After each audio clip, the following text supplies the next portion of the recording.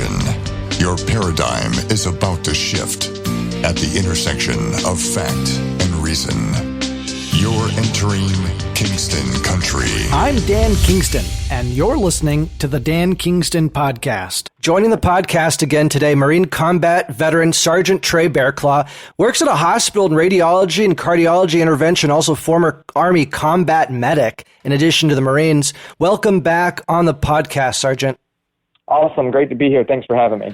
Well, I appreciate you being here because you have firsthand information. You work at a hospital. Your partner works at a hospital. You have friends that work in hospitals. And Florida now has over 1,400 cases. You told me privately, I hope it's okay to share, that you've witnessed that some people that may need to be tested are not being tested, that you're seeing that. Is that fair? What's going on? Yeah, absolutely. So there seems to be some sort of a disconnect between what the President of the United States and his administration and Dr. Fauci is saying and what's actually going on in the hospitals. Now, are some patients that are being tested under certain circumstances, but the guidelines that they're testing by are based on facility, and they're really strict. So rather than get into the handful of patients that we're testing, I would like to talk about the probably hundreds, if not thousands, of patients that should be being tested but are not. And of course, there's an array of excuses. So at my hospital, particularly that I work at, we had a patient. Now, we have had 0 patients at my hospital test positive for the coronavirus. 0. Now, that doesn't mean we haven't taken care of patients that had coronavirus-like symptoms. But my hospital touts that we have 0 coronavirus patients at the hospital, which is true if you overlook the fact that patients were not tested when we asked for them to be tested and were life flighted, because my hospital is not the highest acuity hospital in the area. So we've had patients that have been either transported to other hospitals for ECMO, or we've had patients life flighted to other hospitals to be put in higher acuity ICUs, who then later on have tested positive for the coronavirus. So it's possible you've been exposed to it personally. Oh, absolutely. There's no doubt. And as we talked in private before we started this podcast, my girlfriend works at a local hospital, and they are currently treating known positive cases of coronavirus. So she more than likely has been come in contact with it. And we could talk about, people that are, who've probably had contact with patients who have it, who are asymptomatic, here in a little bit. But we just don't know. We don't know the numbers because we don't have exactly. the testing that would be necessary in order to quarantine the people that are positive. Now, let's get into specifics.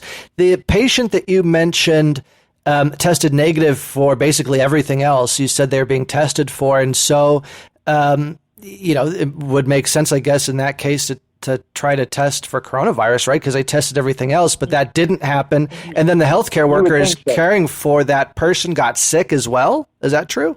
Yes. And were they tested?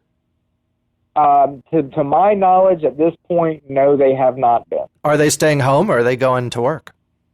They were admitted to another facility's ICU. Oh my! So they got really sick. Yes. Oh my goodness. So we are on the front lines of a pandemic, where the guidelines coming down. You hear the president and the administration saying anyone who wants to be tested can be tested. Right. Well, that in fact is not the case. No. It's not. I mean, I just know from relatives, not working in hospitals, but just having family members in California that have symptoms and they can't get tested. And I don't really know it. If you're not seriously ill, you shouldn't really stand in line and wait to get tested anyway, right? Right. Now, that's correct. That's correct. But some of the cases that we're talking about, now, one of the local hospitals has a 90-minute turnaround time for coronavirus testing, which is some of the fastest, I think, in our area. Yeah. We have some pretty good hospitals here in Northwest Florida as far as laboratory testing and stuff like that goes. And they've got their turnaround times down to about 90 minutes. One of the issues that you have is when you ask for a test and they say, well, we can't because the state labs are backloaded and we're not going to get the results anytime soon. Then the request is made, well, what about a private lab? And you're getting comments like, well, I'm not paying for that. Now, this is hospital administrators who don't want to pay for the test at a private lab. So you have extremely sick patients. You have first responders in our area who are sick, who are trying to be treated, who are extremely sick, who have other family members who are first responders in the household, and with other underlying pre-existing conditions, and they're not able to get tested. Now, Trey, I got to stop you because now people maybe have heard you on this podcast, know where you're coming from. Others may not. You tend to be supportive of this president and American First policies. And you've also tended to not be one of these fearmongers about coronavirus in the past. If anything, you've kind of been like, this is being overhyped, overblown. So what you're saying now, it's kind of evolution, I would say. I mean, you're seeing people being affected by this in a big way. Has it changed your thinking in terms of the seriousness of coronavirus or just in terms of what's happening in the hospitals? I mean, how has your thinking evolved on coronavirus? Well, yeah, absolutely. So it has definitely evolved. And I think when you're on the front lines in healthcare and you're seeing things kind of rapidly deteriorate at a pretty quick pace, and policies and procedures and protocol are either one, not being followed, or two, getting in the way of treatment and diagnosis, it becomes an issue. And I think that part of the thing is economy. Part of the thing is people's health. I mean, it all ties together. Like a balancing act. How do you protect health? How do you protect the economy? How do you protect civil liberties? You cannot have one without the other of all three of those things. Right.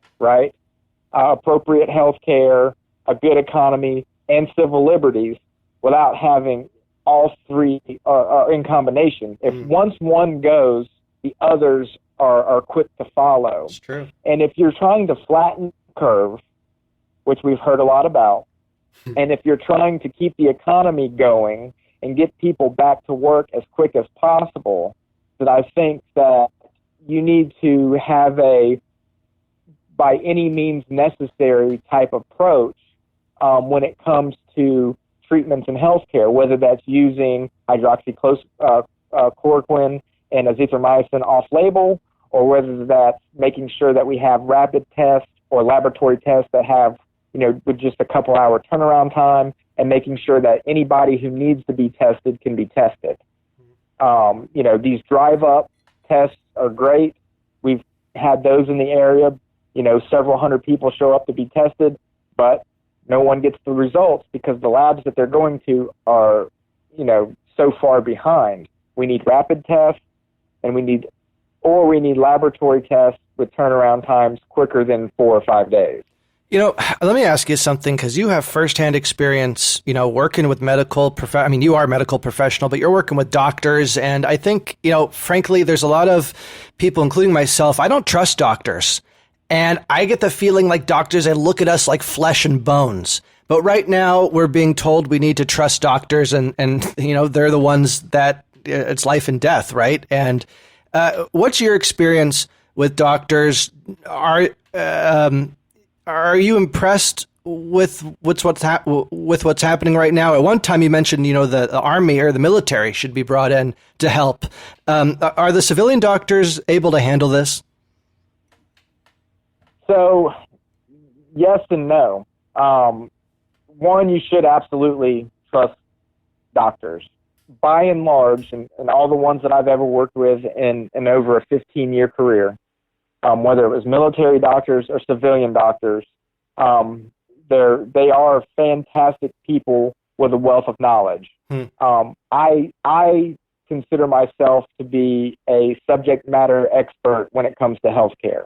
And part of the reason why is because some of the most genius professionals that I've ever worked with were physicians who took the time to teach me.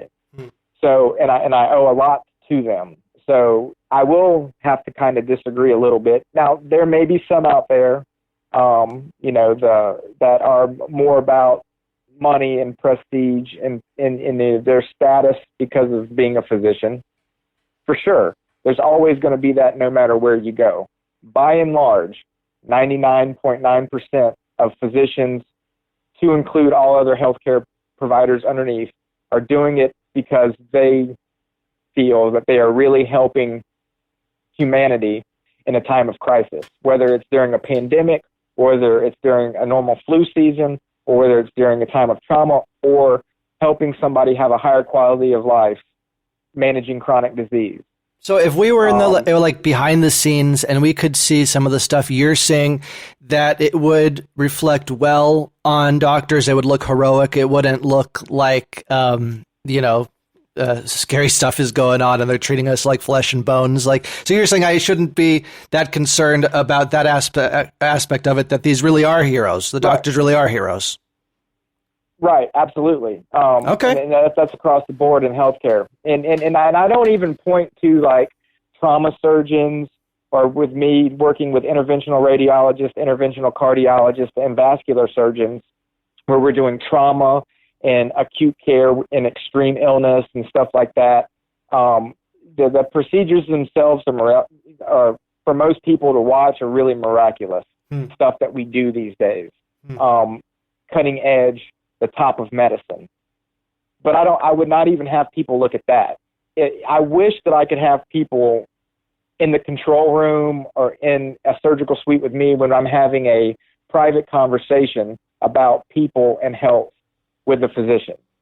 And a lot of the things they say, and if you could overhear that conversation, a lot of the things that you would hear would give you the perspective, I believe, that these people are really in it for the healthcare and for the people and doing what's best for the people. Doctors do a lot of things that people don't know about behind the scenes to treat patients that lose money. There are times that we've done procedures on patients that by the time we're at the end, the cost of the procedure, because of the supplies or some of the stuff that we used, far exceeds any reimbursement that the physician or the facility is going to get. They make some good money on some of the procedures, but then there's others that they lose money on. So it's a balancing act in healthcare, just like it is running any other type of business. So it's the administrators then, it sounds like they're the ones getting in the way, the hospital administrators that say, no, it's too expensive for this private test, when nurses and doctors should be getting tested, right? If they're dealing with sick patients, you'd hope that they're getting tested because you're on the front lines, you guys are. Some of the blame, because there are times, look, if it was up to me and the doctors that I worked with, we would run a huge bill up and we would probably not be able to treat patients for more than 6 months because we're going to do what we got to do with what we have to do it with. It's up to the administrators to come up with policies and procedures to help keep us in line, right? Or we would be bankrupt and not be able to treat anyone. So having the split between healthcare and administrators is needed.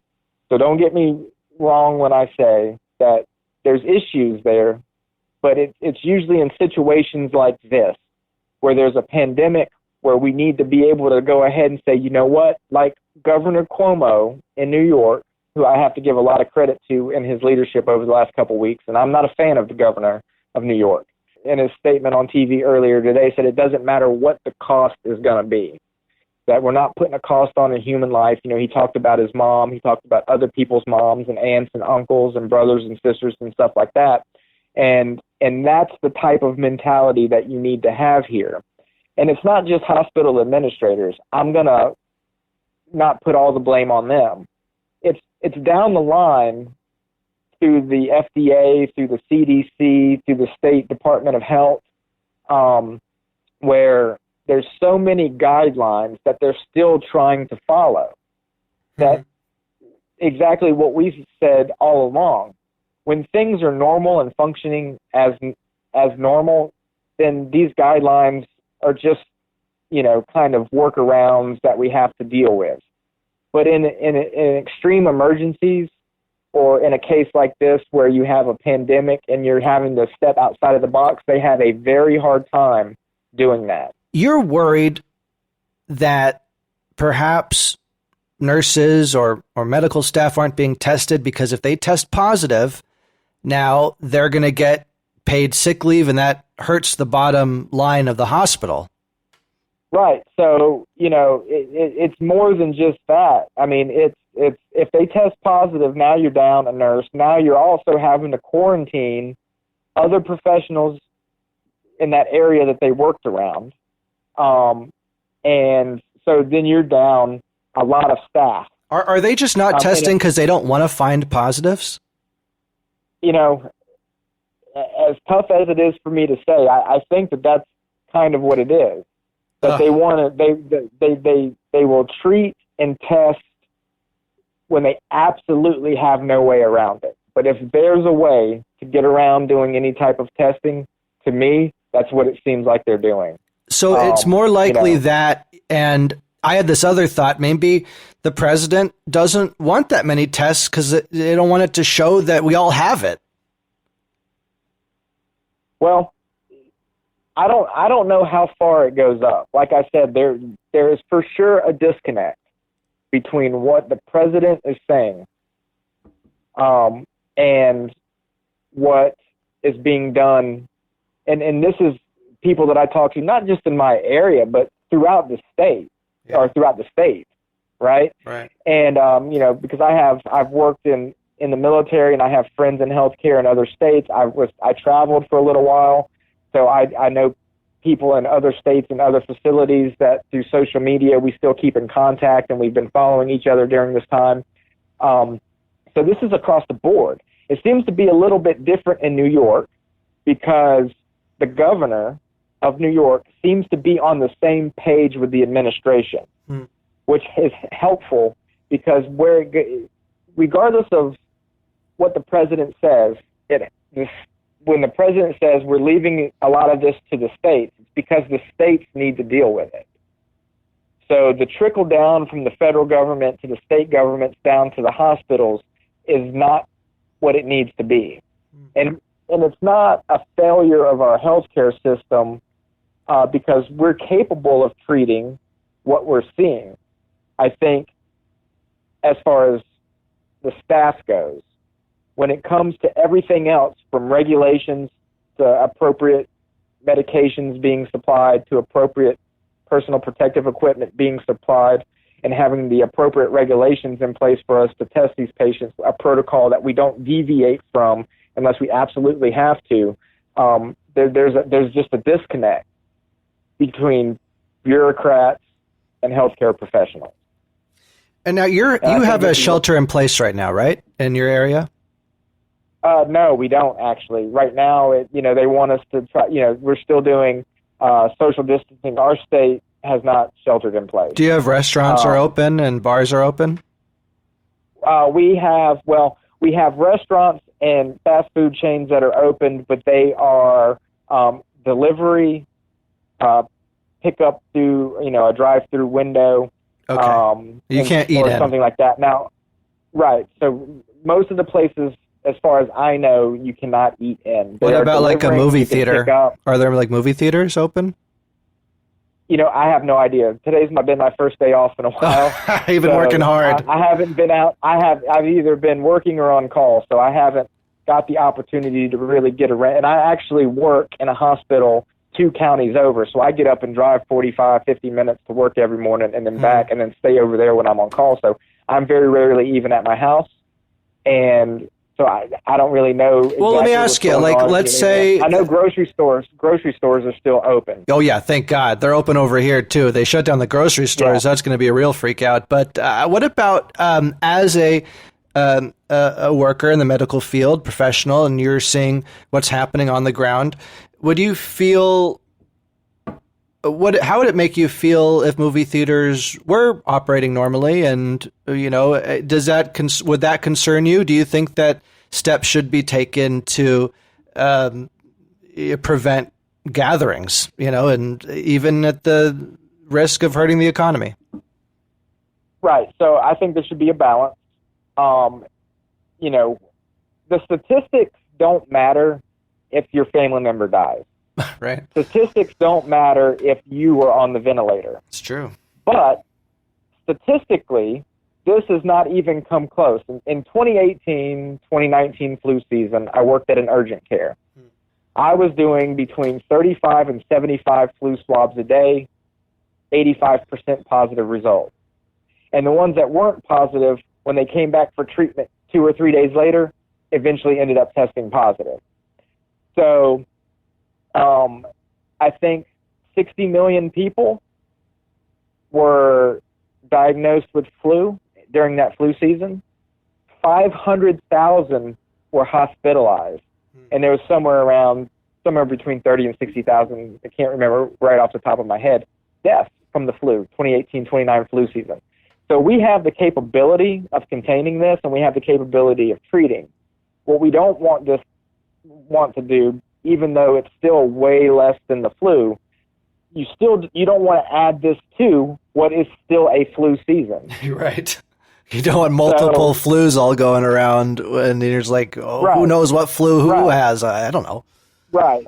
So I think stores that should be open, all the restaurants should stay open, fast food should stay open, grocery stores should stay open, banks can stay open, gas stations, stuff like that. But it should be minimal personnel, and it should be, drive-through only.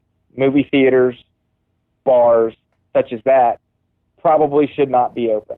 Yeah, I agree. I agree 100%. It's unfortunate to say because, I feel for the people who, during this time, are either going to lose a job or not get very much time at work. And hopefully the federal government will hurry up and do what they need to do to help those people out. But for the sake of the country, the people in it, and our economy in the future, we need to do what we need to do, especially over the next 6 days until I think the Trump administration will look and see what's going on, and based what's going on the ground, make a decision whether or not we're putting people back to work. Are we going to be flying again, or are we still going to be kind of, sheltering in place, keeping our distance? I think we have a new normal. We're going to have to be different, and we're going to have to operate differently until there's a vaccine. In Asia, many Asian countries, they wear masks, and they wear masks not to protect themselves. They wear masks, I read, to get rid of that stigma, because, if a sick person is afraid to wear a mask, they don't want to be seen as a sick person. But if everybody wears a mask, then there's no stigma. That everybody, you don't worry about it, and that's the way you can prevent the spread. Now the problem is there's not enough masks right now. Another thing is there's not enough hand sanitizer. I mean, I can't find it in our grocery stores. You can't order it on Amazon, and so the problem is, I think there is a way to lift the shelter in place that we have that's very draconian and to operate in a safer way. But there's no masks. There's a limited resources that would allow us to operate in a safer way. That's part of the problem too, right? Right. So, don't underestimate the ability of good old-fashioned soap and water. Okay, so Yes. Hand sanitizer is good. A light dose of hand sanitizer on your hands, depending on the type of hand sanitizer, it can create more of a problem than a good problem. Oh, really? The alcohol Wait, why is dries your that? Skin. Well, Oh, the alcohol dries your skin out, which will cause it to crack. Once your skin cracks, it's no longer protective to you, and it gives a safe harbor for microbes to get down into. So you always want to try to use a hand sanitizer sparingly. More you want to use soap and water, and it does not matter whether it's warm water or cold water. It makes not a bit of difference. Just soap and water is fine. The vigorous hand rubbing is what breaks up viruses and bacteria, and then the soap actually causes it to slide off your skin. That's how it works. So you don't even need a antimicrobial soap. Just soap and water. Wash your hands vigorously for about 20 to 30 seconds. Rinse, dry, and you're good. Hand sanitizer should be used sparingly throughout the day. Try to find one with a moisturizer. Only wear a mask if you're sick, because that stops droplets and airborne pathogens from getting to someone else. wait, but Trey, what about that idea of the people that are sick don't want to be looked at as pariahs, right? So they don't want to wear a mask and don't want anyone to think, oh, this person has coronavirus. Shouldn't we just all wear masks? Well, everything is racist these days. So on the on the off chance that I sound racist here, I'm going to say it anyways. Asian culture is different than American culture.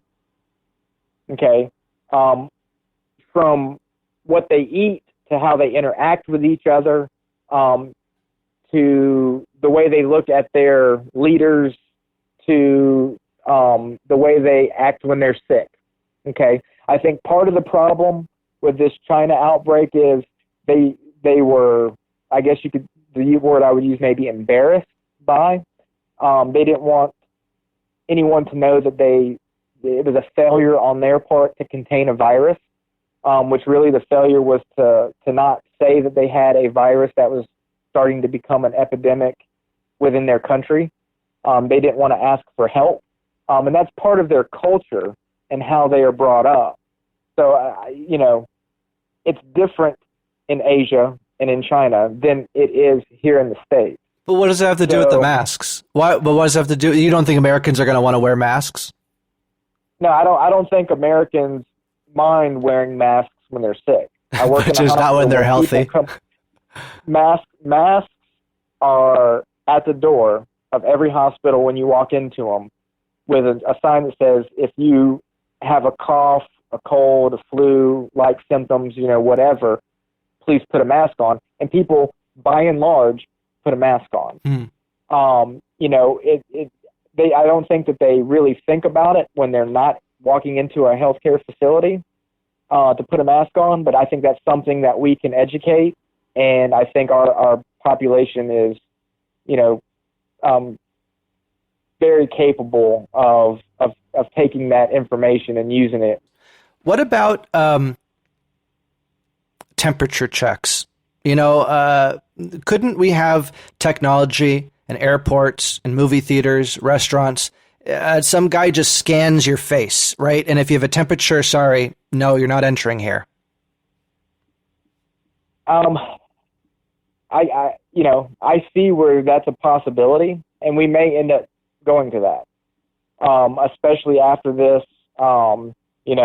Is it feasible to do? Is it something that, the airlines are going to be able to do? You have buses, that bus people from coast to coast, planes that are not just flying within the States, but international flights.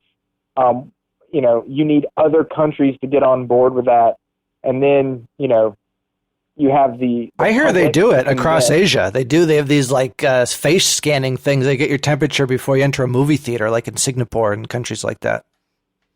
Right. Well, and that very well could be the case.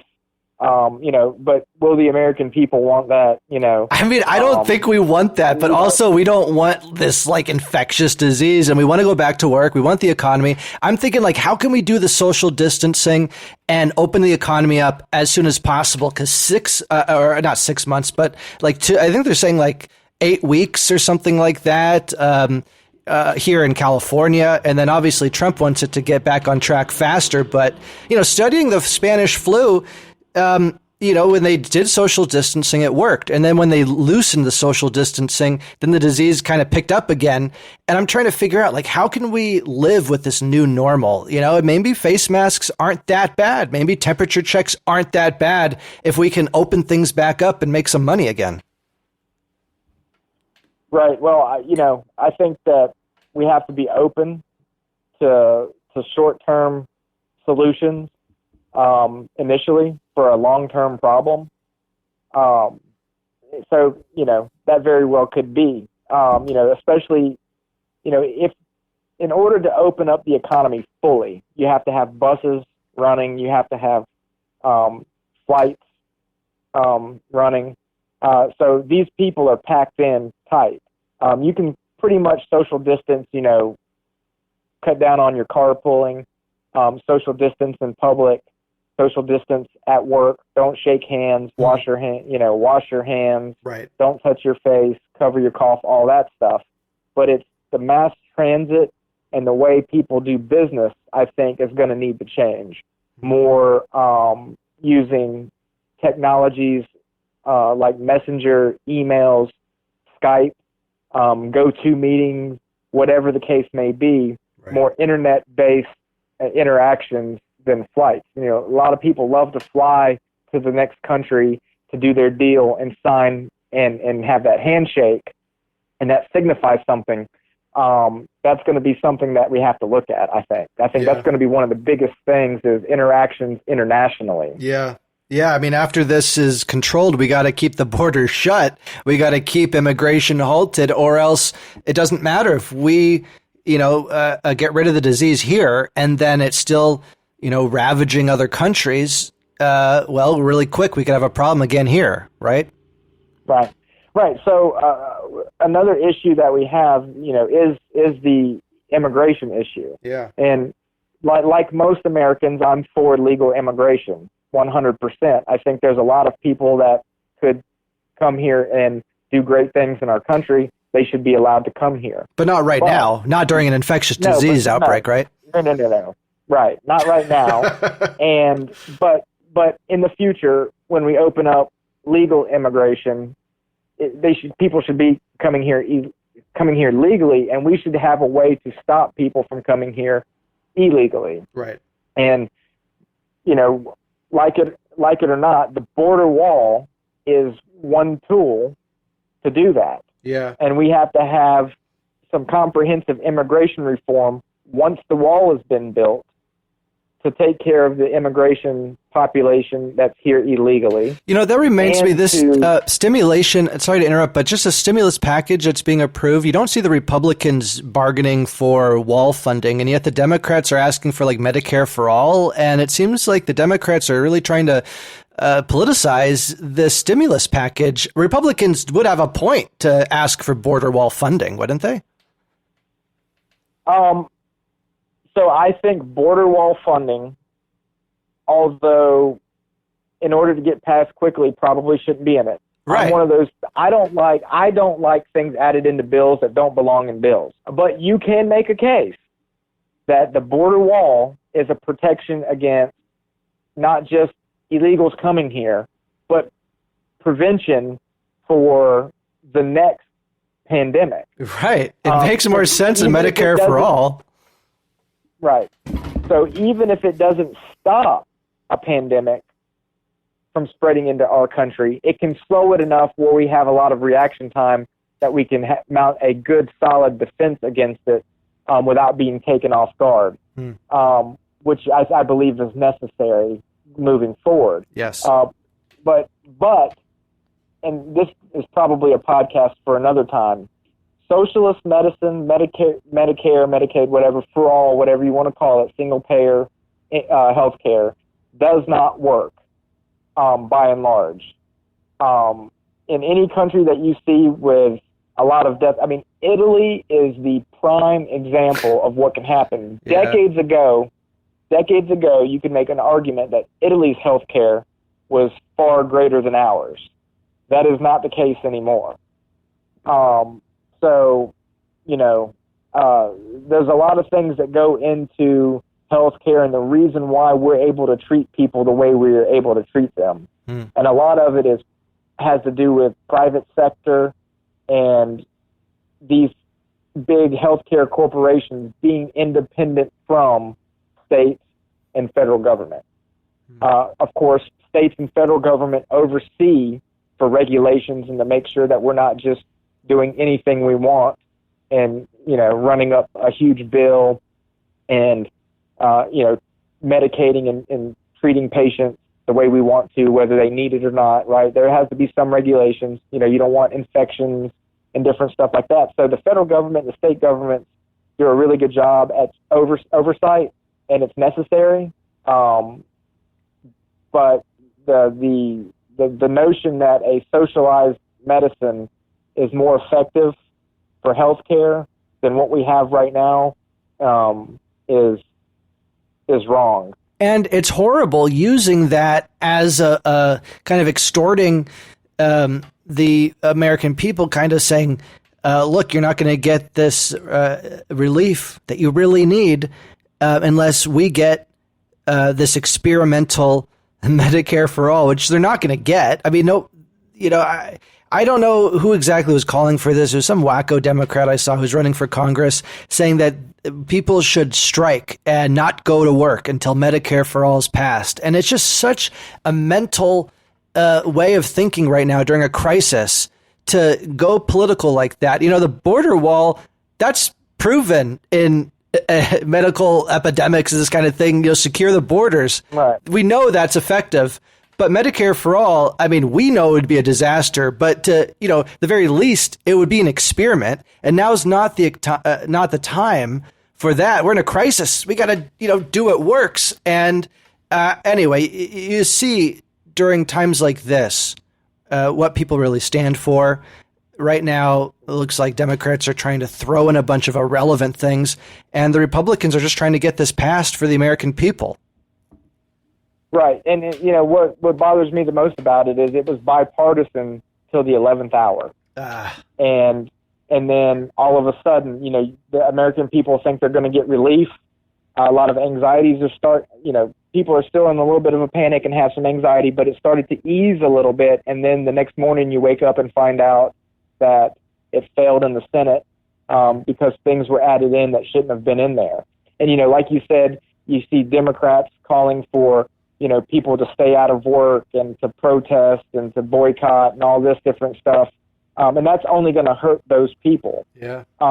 Likewise, on the Republican side, I've seen on social media sites where Republicans are saying, and this is just, general population, not necessarily anyone in Congress or in the government, but saying, don't fill out your census form as a protest until they pass this. Well, that only hurts state and local governments if the people don't fill out their census. So, you should not take drastic action that's going to cause long-term problems for a short-term goal. It's like what I always say, one of my sayings is, don't make short-term decisions or don't make long-term decisions on short-term emotion. So, if you make emotional decisions because you feel this emotion right now, it may hurt you in the long run. It's important to take a breath, sit back and think about things, and use some critical thinking ability, which is one of the things that I really believe that over the past few decades with social media and the way we do things, that critical thinking ability has been lost. And so, you need to use common sense and some critical thinking ability, and we'll get through it. Don't do anything drastic like quit your job or not show up or not fill out the census. That doesn't do anything for a flu pandemic other than make things worse later on once we do recover, and we will. Now, I know you have limited time off. Are you able to go to the grocery store at all? I mean, or heard stories from your girlfriend or from friends. Is everything stocked at your grocery stores? With the exceptions of like toilet paper, paper towels, which people seem to try to buy in bulk, everything seems to be there. There's been plenty of food. We've not run into crisis situations with when it comes to food. Now, they are getting the essentials like toilet paper and paper towels, and the stores have taken a more proactive measure in making sure that their people are limited to a pack of toilet paper, 2 rolls of toilet paper, or 2 rolls, of paper towels. Bread, don't come in here and buy 10 loaves. 2 loaves of bread is some of the places that I've seen. So these local retail stores have taken a more proactive approach in making sure one person doesn't come in and buy out an entire row of something and leaving it for everybody else, because this is a healthcare crisis, not a food crisis, not a water crisis. Yeah. It's important. You're changing your routine, but don't change the way you shop. If people don't change the way they shop, we'll be fine. Yeah, I agree. And it's weird that toilet paper is running out. Do you have any theory on that? No clue. It's so weird. Yeah. I had a grandmother that used to say, don't be caught in a dirty pair of underwear. Always have on clean underwear, right? That's just like an old school saying. And I think it has to be something along that line. Somebody somewhere decided that they needed all these rolls of toilet paper because in a crisis, they didn't want to be without toilet paper. One person did it. A group of people saw them. They started doing it, and everybody started following suit, is the only thing that I can think of. Because I see no medical reason, no logistical reason for anyone to be doing that. Yeah. That's kind of been a shock to me. It's so weird. So, and this is not even an intestinal issue as far as, medical goes. It's a respiratory issue, not intestinal. So you would think that people would want, diuretics, right? Or Mucinex or nasal sprays or some sort of inhalers or whatever. But no, it's toilet paper, and I don't get it. Well, maybe some light will be shed on that as time goes on. I really appreciate you sharing your wisdom and expertise on the podcast today, Sergeant Trey Bearclaw. Please come back on the podcast again soon and keep us updated about what you're seeing on the ground. Will do. Thanks for having me. I appreciate it. Kingston Country. You've been listening to the Dan Kingston Podcast.